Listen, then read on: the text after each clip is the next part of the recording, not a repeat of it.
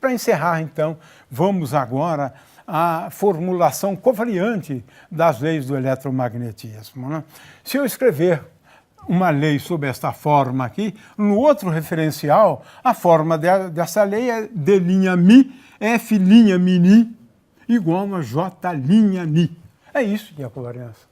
Porque deste lado eu tenho um objeto que se transforma como um vetor, que eu contraí esses dois índices. E aqui também, né?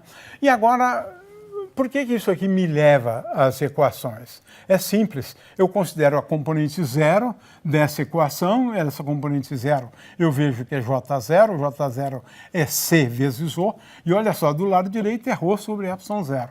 Então, só a componente zero me leva à lei de Gauss, divergente de E é igual a ρ sobre ε0.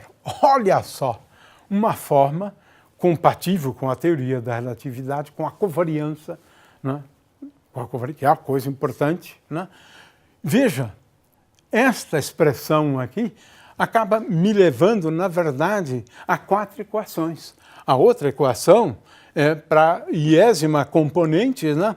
Que a gente sabe que é a lei de Ampère. Então, veja, tudo a partir daqui, né? A outra, então, é possível mostrar, né, esta lei, bem como isso aqui dá um pouco de trabalho, mas a formulação das outras duas leis envolve um tensor de ordem 3.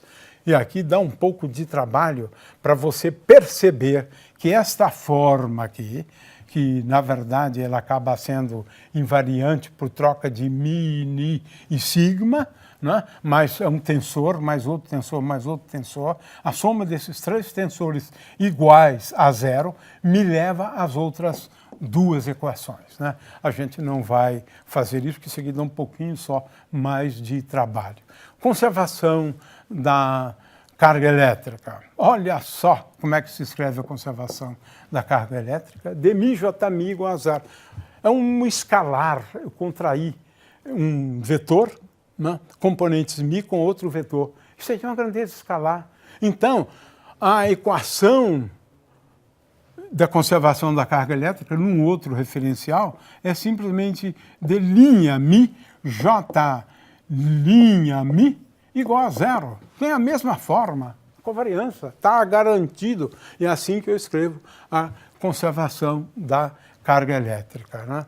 Finalmente, a covariância em termos dos potenciais, né? Uma transformação, né, do tipo transformação de Gauge, agora tem essa cara geral aqui. A mi vai em a mi mais Dmi φ. E F' é invariante por uma transformação de Gauge. Então, F', como se trata de campos, ele acaba sendo um invariante sob uma transformação de Gauge. Aqui a gente fixa o Gauge de uma forma também que fica claro a covariância, né? O Gauge de Lorentz é Dmi a mi igual a zero. Dmi a mi igual a zero. Então, para assegurar, né, a covariância, ou melhor, para assegurar que não há mais arbitrariedade, né, eu imponho essa condição, esse Gauge é conhecido como Gauge de Lorentz. Feita a escolha do Gauge de Lorentz, agora a gente demonstra que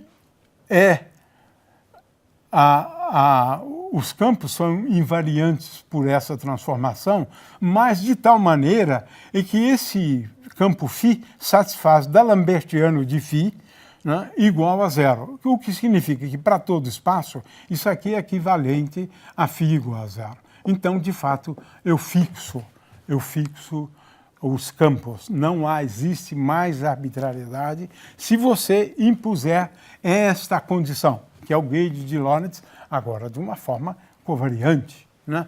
Então, as equações de movimento agora adquirem esta forma.